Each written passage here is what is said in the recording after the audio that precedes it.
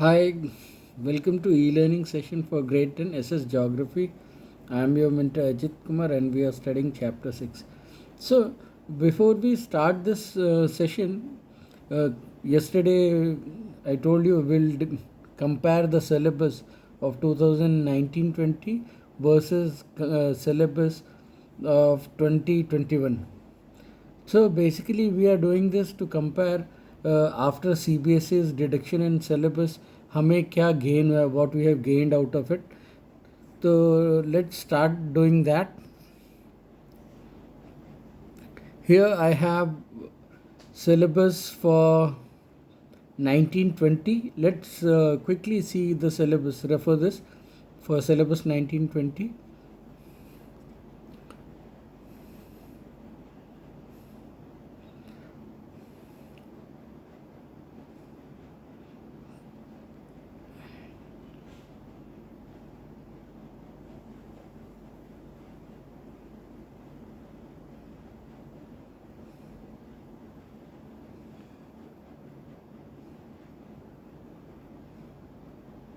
No, here it is.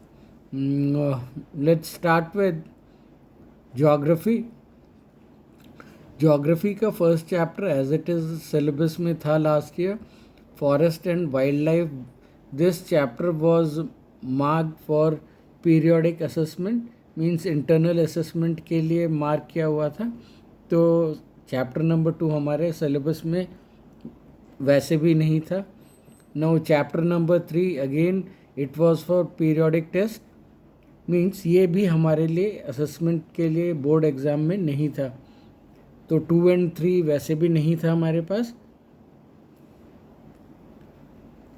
Chapter number 4 agriculture syllabus में था, mineral and energy resource था, manufacturing industry and lifeline of national economy. तो ये था हमारा सिलेबस.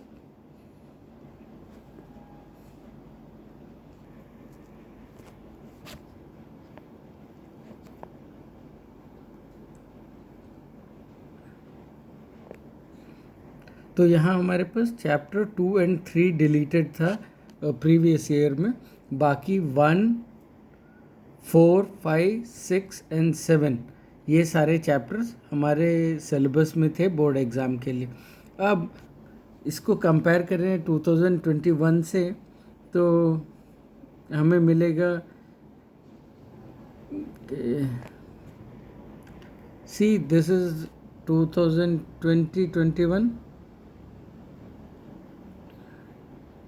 राइट. तो अगेन यहाँ पे ज्योग्राफी में हमारे लिए क्या कोई स्पेशल चीज़ निकल के आ रही है. तो chapter 1 remains as it is. Chapter 2 हमारा पीरियोडिक बेस्ड असेसमेंट के लिए था, बोर्ड में इवैल्यूएट नहीं होगा, तो प्रीवियस ईयर भी नहीं था. Chapter number 3 water resources, again it was earmarked as chapter for periodic based test, तो ये भी हमारे बोर्ड के सिलेबस में नहीं था. एग्रीकल्चर अभी भी हमारे सिलेबस में है, means 1 and 4 are in syllabus, जो हमारे बोर्ड एग्ज़ाम में पूछा जाएगा. Now this chapter number 5 mineral and energy resource, ये हमारा इस बार डिलीट हुआ है, राइट. और उसके बाद manufacturing industry and lifeline of economy ये एज इट इज़ है, राइट. अब अगर हम देखें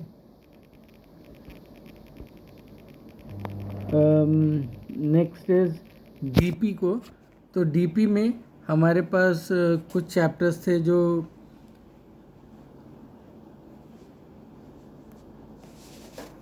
पावर शेयरिंग हमारे सिलेबस में था, फेडरलिज्म हमारे सिलेबस में था, democracy and diversity internal assessment के लिए था. Next is gender caste religion, ये हमारे सिलेबस से बोर्ड के एग्ज़ाम के लिए निकल गया है इस बार. और पॉपुलर स्ट्रगल एंड मूवमेंट ये भी नहीं है, पॉलिटिकल पार्टी है सिलेबस में, एंड आउटकम्स ऑफ डेमोक्रेसी, ये सारा हमारा सिलेबस है. और चैप्टर नंबर 8 जो है वो पहले भी नहीं था, अभी भी नहीं है, राइट. अब यहाँ पे देखें व्हाट इज़ दैट, इकोनॉमिक्स में 1 2 3 4 तक है, राइट, और chapter number 5 as it is for project work. तो मेजरली आप अगर देखेंगे तो यहाँ हमें गेन कुछ ज़्यादा हुआ नहीं है, हमारा गेन है chapter number 5 that is mineral and energy resource in geography, और डीपी में जेंडर, कास्ट एंड रिलीजन। इन 2 चैप्टर्स का हमें सिर्फ बेनिफिट हुआ है सिलेबस डिडक्शन के बाद। ठीक, I hope I am clear with this. और इकोनॉमिक्स में कोई मेजर चेंज नहीं है, ओवरऑल हमारे सारे सिलेबस में ज्योग्राफी, डीपी एंड इकोनॉमिक्स में कोई मेजर चेंज नहीं हुआ है, एक एक चैप्टर हमारा डिलीट हो गया है। ज्योग्राफी में mineral and energy resource and DP में जेंडर, कास्ट एंड रिलीजन। चलिए, तो ये था हमारा कंपैरिजन सिलेबस का। Let's get back to the topic.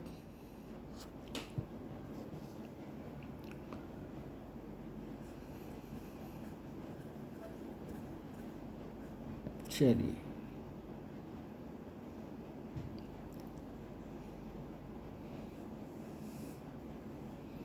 तो इस चैप्टर में अभी तक हमने देखा क्या क्या है उस पर एक बार let's have a quick recap.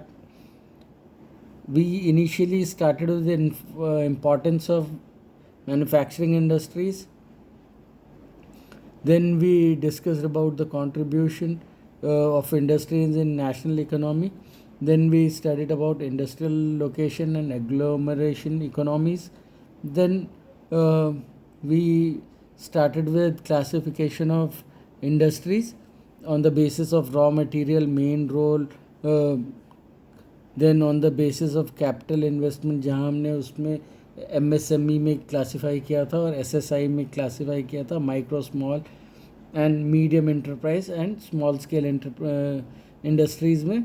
उसके बाद ओनरशिप के बाद बेसिस पे हमने क्लासिफाई किया लास्ट में रॉ मटेरियल के वेट के हिसाब से, light industry and heavy industry. Then we studied about agro based industry, जहाँ हम टेक्सटाइल इंडस्ट्री में सबसे पहले हमने डिस्कस किया था cotton industry, right. Then we started with we took up jute in textiles, then sugar industries, उसके बाद मिनरल बेस्ड इंडस्ट्री शुरू किया हमने, सबसे पहले आयरन एंड स्टील इंडस्ट्री पढ़ा। Then we studied about aluminium smelting, यहाँ हमने एक वीडियो देखा था कि how bauxite is getting converted into aluminium। ठीक, और कल के सेशन में, in yesterday session we discussed about chemical industries, fertiliser and cement. तो जब भी हम केमिकल इंडस्ट्री के बारे में बात करेंगे तो इस चीज़ को याद रखिए, it becomes a nodal industry. Why it is called a nodal industry? Because it becomes industry which produces goods which again become a raw material for the next industry। तो जो हमारे केमिकल इंडस्ट्री है या petrochemical industries हैं, जो हमारी chemical industry, हमने इसको 2 पार्ट में बांटा हुआ है, ऑर्गेनिक एंड इनऑर्गेनिक। तो ये जो भी इसका प्रोडक्ट रहेगा केमिकल इंडस्ट्री का, वो नेक्स्ट इंडस्ट्री के लिए अगेन रॉ मटेरियल बनेगा, तो इस वजह से काफ़ी इम्पोर्टेंस रहेगा। उसके बाद हमने नेक्स्ट बात की थी फर्टिलाइज़र इंडस्ट्री की। फर्टिलाइज़र इंडस्ट्री अगेन, यहाँ हमने कुछ क्लासिफिकेशन देखा फर्टिलाइज़र्स का। नाइट्रोजन बेस्ड फर्टिलाइज़र, जिसमें यूरिया हमारा सबसे इम्पॉर्टेंट फर्टिलाइज़र है। देन हमने डीएपी की बात की, ठीक, और एक और टाइप का फर्टिलाइज़र है that is NPK. DAP is diammonium phosphate and NPK is, जो उसका सिंबल है, N stands for nitrogen, phosphate and potash, NPK. ठीक, तो ये 3 मेजर हमारे जो फर्टिलाइज़र हैं जो यूज़ करते हैं हम लोग। तो जब भी फर्टिलाइज़र की बात कर रहे हैं तो फर्टिलाइज़र का यूज़ कब ज़्यादा बढ़ा हमारी कंट्री में? When we started green revolution. Green revolution के ऑनसेट के बाद we have seen, we started using modern farming methods. Modern farming method है तो आपको एक्सेसिव फर्टिलाइज़र यूज़ करना पड़ेगा, इरिगेशन टेक्नोलॉजी चेंज करनी पड़ेगी, इंसेक्टिसाइड पेस्टिसाइड पे ज़्यादा रिलाई करना पड़ेगा। तो और ये सब हम क्यों करते हैं, मॉडर्न फार्मिंग मेथड को या ग्रीन रेवोल्यूशन को क्यों इम्प्लीमेंट किया गया, ताकि हम अपना प्रोडक्शन बढ़ा पाएँ। प्रोडक्शन इसलिए बढ़ा रहे हैं ताकि कंट्री सेल्फ रिलायंट हो जाए फूड प्रोडक्ट के मामले में, राइट। अगर हमारा फूड प्रोडक्शन ना बढ़े, यहाँ पे एक कांस्टेंट क्या है, जब भी फूड का प्रोडक्शन बढ़ाना है तो one constant is we can not enhance the land boundaries, या कल्टिवेबल लैंड को आप एक्सटेंड नहीं कर सकते। तो आपको जो अवेलेबल लैंड है उसी पे प्रोडक्शन बढ़ाना है, उस पर प्रोडक्शन बढ़ाना है तो मॉडर्न फार्मिंग मेथड यूज़ करना पड़ेगा। तो इस वजह से फर्टिलाइज़र इंडस्ट्री का सिग्निफिकेंस बढ़ जाता है ग्रीन रेवोल्यूशन के बाद। ये ज़्यादातर आपको मिलेगा गुजरात, तमिलनाडु, उत्तर प्रदेश, पंजाब एंड केरला, और इसके अलावा बाकी काफ़ी राज्यों में ये फैला हुआ है। नेक्स्ट वो cement industry. Cement industry again infrastructure के बेसिस पे अगर देखेंगे तो बहुत इम्पॉर्टेंट है। आप कोई भी चीज़ के बारे में इमेजिनेशन नहीं कर सकते बिना सीमेंट के, चाहे वो आपका घर हो, फैक्ट्री हो, स्कूल हो, मॉल हो, ब्रिज हो, एयरपोर्ट हो, you think of anything that is really incomplete without cement. तो सीमेंट का इतना ज़्यादा इम्पॉर्टेंस है, और स्पेशली एक ऐसी कंट्री में जो एक ग्रोइंग कंट्री है या डेवलपिंग कंट्री है, वहाँ पे तो सीमेंट का बहुत ज़्यादा इम्पॉर्टेंस रहेगा। तो हमने यहाँ देखा कि जो सीमेंट इंडस्ट्री है उसके लिए रॉ मटेरियल है हमारा limestone, silica and gypsum. Coal and electricity की ज़रूरत पड़ेगी पावर के लिए, और साथ में ट्रांसपोर्टेशन की रिक्वायरमेंट पड़ेगी। 1904 में फर्स्ट हमारा सीमेंट प्लांट लगा था चेन्नई में, राइट। और हम सीमेंट के मामले में काफ़ी ज़्यादा एडवांस्ड हैं। वाई? बिकॉज इसका एक कारण तो ये भी है कि जो हमारा सीमेंट का प्रोडक्शन है, एक तो quality wise it is good, फिर हमारा एक्सपोर्ट मिडिल ईस्ट में, साउथ अफ्रीका में, साउथ ईस्ट एशिया में बहुत ज़्यादा है। तो जितना ज़्यादा हम किसी भी चीज़ को एक्सपोर्ट करते हैं तो हम साथ में उसके अगेंस्ट क्या कमा रहे होते हैं, फॉरेन एक्सचेंज रिजर्व। और साथ में हमें ये भी देखना है कि हम अपने डोमेस्टिक मार्केट में इतना ज़्यादा डिमांड जनरेट करें कि हमारा जितना प्रोडक्शन है वो मैक्सिमम डोमेस्टिक मार्केट में ही यूटिलाइज हो जाए, और कुछ हम सरप्लस को एक्सपोर्ट कर पाए। Next was automobile industry. आज हम पढ़ेंगे ऑटोमोबाइल इंडस्ट्री के बारे में। ऑटोमोबाइल इंडस्ट्री अगेन इंफ्रास्ट्रक्चर से जुड़ा हुआ है। Automobile provides vehicle for quick transport of goods and services and passenger trucks, buses, car, motors, cycles, scooters, three-wheelers and multi-utility vehicles are manufactured in India at various centers। तो जब भी आप automobile की बात करेंगे तो उसका पर्पस क्या होगा, क्विक ट्रांसफ़र हो सकेगा या कुछ ट्रांसपोर्टेशन होगा सर्विसेज का एंड पैसेंजर का। ज़्यादातर हमारा ऑटोमोबाइल या तो पैसेंजर कैरिंग होगा या गुड्स कैरिंग होगा, ठीक। तो यहाँ पे बस, truck, car, multi utility vehicles, two wheelers, three wheelers, सारे अब हम इंडिया में ही बना पा रहे हैं। आफ्टर लिबरलाइजेशन आपको याद होगा 1991 के बाद हमने बोला था 3 चीज़ें हमारी मेजर पॉलिसी चेंज हुई थी, जो थी एक liberalisation, privatisation and globalisation. We made our policy so liberal that foreign investors could come in and invest their money, ठीक। फिर उसके बाद ग्लोबल मार्केट में हमारा पैर फैलने लगा, मींस फॉरेन इन्वेस्टर्स आ रहे हैं, प्राइवेट कंपनीज़ को अलाउ कर रहे हैं हम, क्योंकि अब हमारी पॉलिसीज़ लिबरल है। The coming in after the liberalisation, the coming in of the new and contemporary model stimulated the demand for vehicle in the market, which led to healthy growth of industry including passenger cars, two-wheeler and three-wheelers। चलिए, तो जैसे हमारी policy liberalised हो गई, हमारे model जो थे गाड़ियों के वो काफ़ी लेटेस्ट मॉडल के आने लगे, कंटेम्प्रेरी आज के समय के हिसाब से बनने लगे, तो इस व्हीकल्स का डिमांड मार्केट में बढ़ा। जहाँ पे 2 व्हीलर 3 व्हीलर पैसेंजर कार्स का डिमांड काफ़ी ज़्यादा बढ़ा है। तो जब यहाँ लिबरलाइजेशन की आप बात देख रहे हैं, पुराने टाइम में 1990s से पहले बैंकिंग फैसिलिटी इतनी ज़्यादा अवेलेबल नहीं थी, क्रेडिट फैसिलिटी लोगों के लिए अवेलेबल नहीं थी।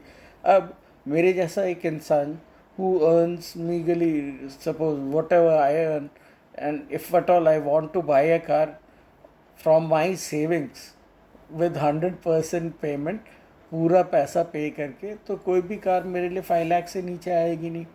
तो चूँकि अब हमारी जो क्रेडिट पॉलिसी है, लोन देने की पॉलिसी, हमने इकोनॉमिक्स में पढ़ रहे थे जब हम, तो हमने पढ़ा था कि किसी भी कंट्री के ग्रोथ के लिए क्रेडिट देना इम्पॉर्टेंट है। जितना ज़्यादा हम क्रेडिट देंगे या लेंड करेंगे, उतना ज़्यादा ग्रो करेगा economy.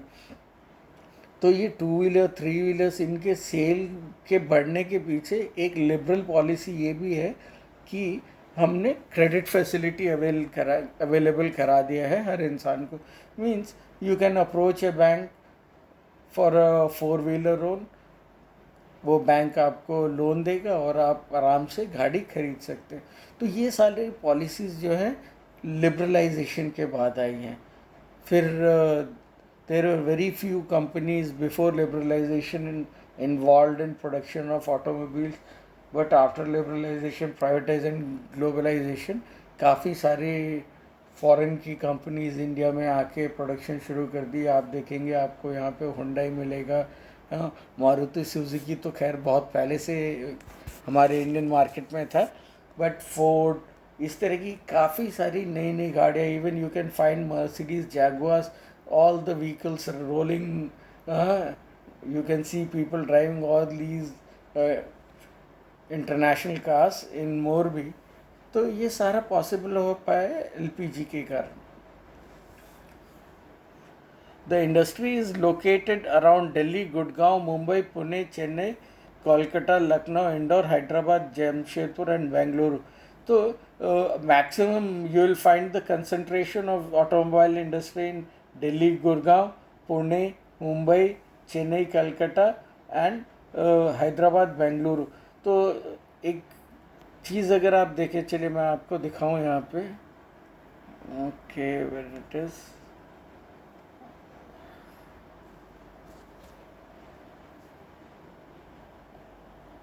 list of automotive plants in India. See,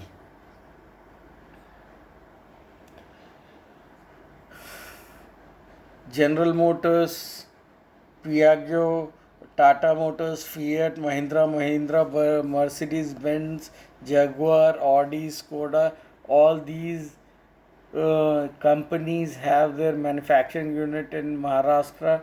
Maharashtra में पुणे से लेके औरंगाबाद, भंडारा, नागपुर, देन तमिलनाडु में TVS Motors, Royal Enfield, Yamaha, BMW, Mitsubishi, Hyundai Motors, इन सारे के प्रोडक्शन यूनिट तमिलनाडु में है। फिर कर्नाटका में you will find TVS Motor, Honda motorcycles, Toyota, Tata, Volvo, TAFE tractors.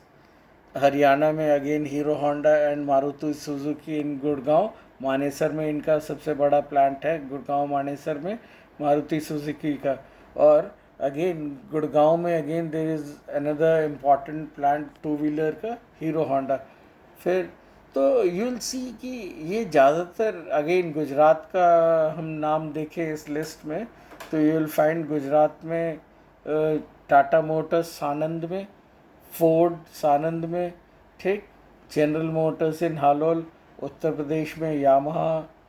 इस तरीके से ये पूरे इंडिया में जहाँ जहाँ गवर्नमेंट्स ने इन कंपनीज़ को जगह दी प्लांट लगाने के लिए, उतना ज़्यादा ये लोग इस्टेब्लिश हो पाए पूरे इंडिया में। तो majorly you will find it concentrated around Delhi, Gurgaon, Mumbai, Pune, Chennai, Calcutta, Lucknow, Indore, Hyderabad and Bengaluru. Next concern is information technology and electronic industry.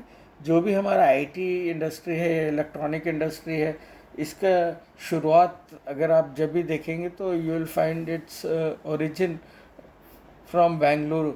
Then later it got spread towards Hyderabad and other part of India. Electronic industry covers a wide range of product from transistor set to television.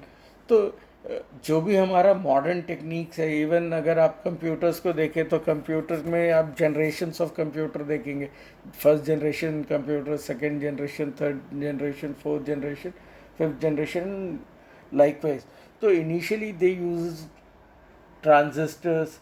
ठीक, फिर धीरे धीरे semiconductors आए, तो semiconductors ने chip बनाया, chipset technology आई. तो धीरे धीरे एक पूरा चेंज आया है टेक्नोलॉजी में. शुरुआत ट्रांजिस्टर से करते हुए आज ये कंप्यूटर की बात कर रहा हूँ, मगर साथ में ही जैसे ट्रांजिस्टर्स को रेडियो जो सेट है हमारा, उसे ट्रांजिस्टर बोला जाता था. Transistors to television, telephone, cellular telecom, telephone exchange, radar, computers and many other equipment required by telecommunication industry. जो हमारा टेलीकॉम इंडस्ट्री है उसमें बहुत वाइड अरे है या वाइड रेंज ऑफ प्रोडक्ट्स हैं. टेलीफोन है, cellular telecom, exchange, radar, computers. तो जो भी हमारे टेलीकम्युनिकेशन सिस्टम को फैसिलिटेट करने के लिए ज़रूरत पड़ेगी वो सारा हमारा इलेक्ट्रॉनिक इंडस्ट्री में गिनती करेंगे हम उसकी. Bengaluru has emerge as electronic capital of India. जैसे मैं बोल रहा था कि इसकी सबकी शुरुआत तकरीबन बेंगलुरु से होकर अब ये बाकी इंडिया के मेजर सेंटर्स तक स्प्रेड हुआ है.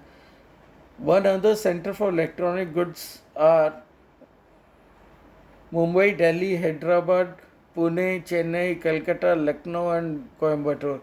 तो उसके बाद चेन्नई, सॉरी, बेंगलुरु के बाद these industries has been spread out to Mumbai, Delhi, Hyderabad, Pune, Chennai, Calcutta, Lucknow and Coimbatore.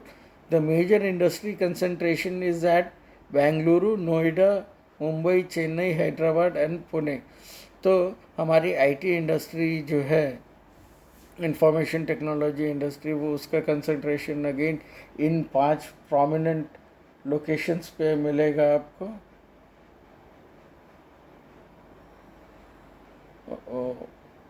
Markup and okay, right. A major impact of industry has been on employment generation. Continuing growth in hardware and software is key to success of IT industry